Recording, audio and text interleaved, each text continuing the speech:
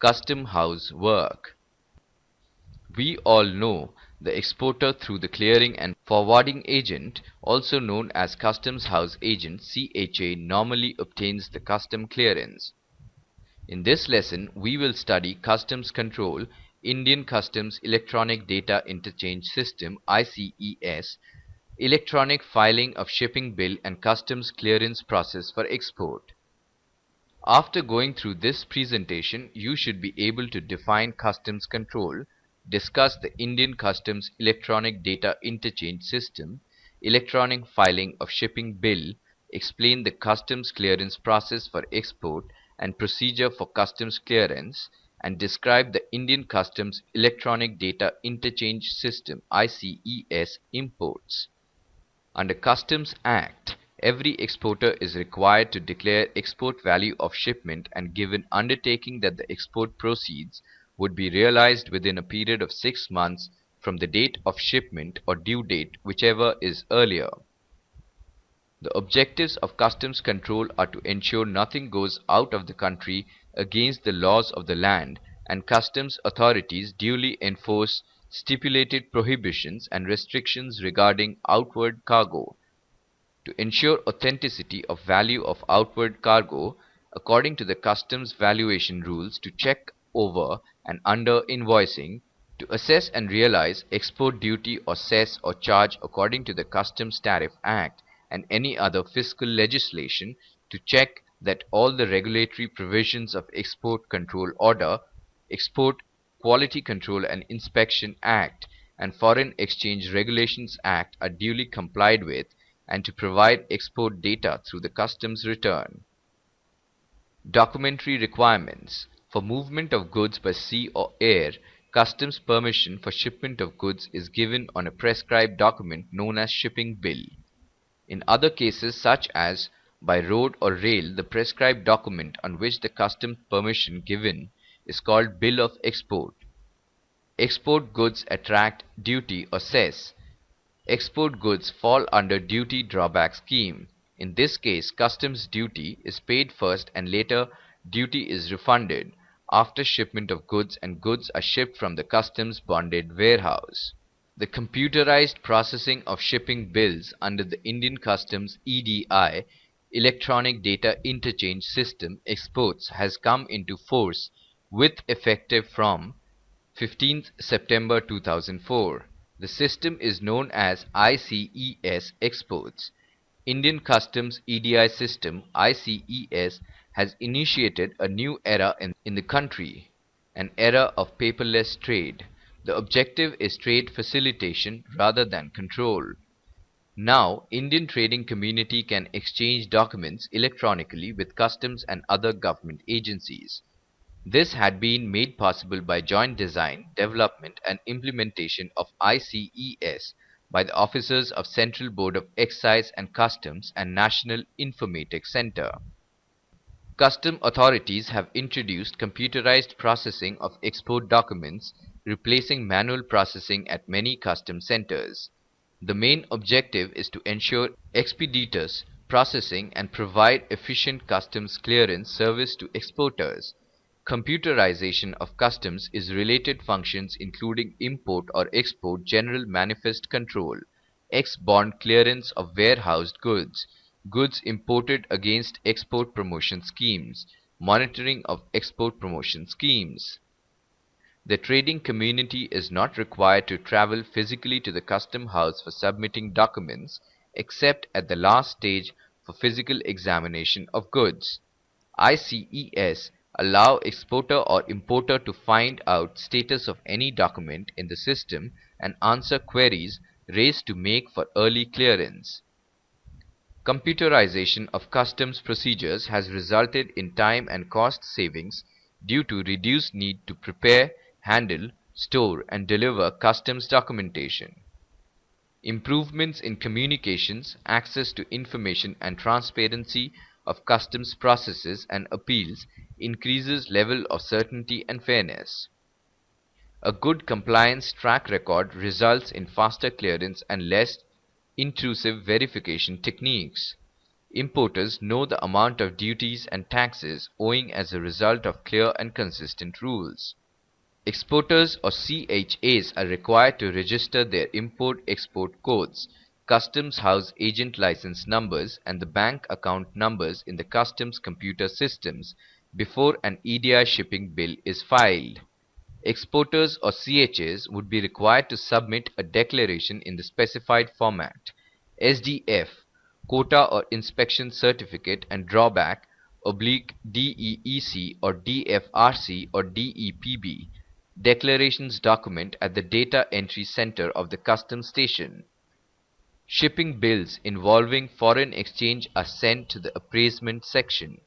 In appraisement section, dutiable and drawback shipping bills are allotted to appraisers for scrutiny and examination order. Free shipping bills are sent to examiners. Verification of shipping bill is made to ascertain whether quantity and value of goods are as per export order or letter of credit. Input-output norms, wherever applicable, and details of drawback rate are checked by the inspector and superintendent of customs. The customs appraiser or examiner assesses value of goods. The value of goods assessed by the appraiser is considered in all future transactions, especially for settlement of incentive claims. After verification, the customs appraiser or examiner feeds examination order on the shipping bill into the system. Export goods are transported into the shed after completing port formalities. The shed appraiser or examiner conducts physical examination of goods as per the examination order. If the examination is satisfactory, the shed appraiser or examiner records the report of physical examination on the shipping bill through the computer system. In customs clearance process for export, first loading of goods under supervision of preventive officer, an exporter submits his copy of shipping bill to the preventive officer of customs. Preventive office makes an endorsement, "Let ship order," on the exporter's copy of shipping bill.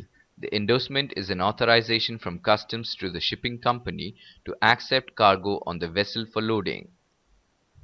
Next is mate's receipt. Shipping company hands over mate's receipt to the port. Next is port loading certification.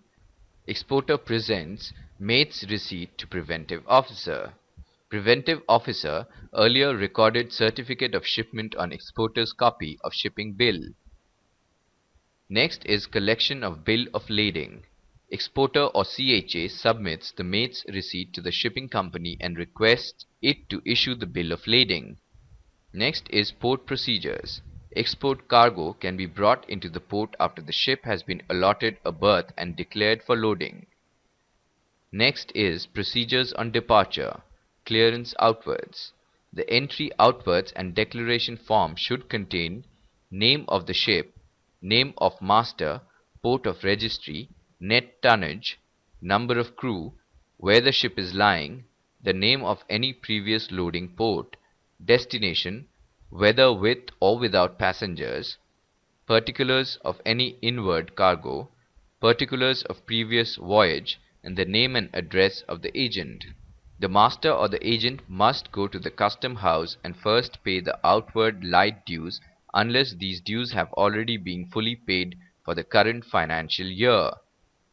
Next is engagement of crew and preparation for voyage. Accordingly, the clearing officer accepts a declaration that a manifest will be delivered within 14 days. Next is inward entry of cargo.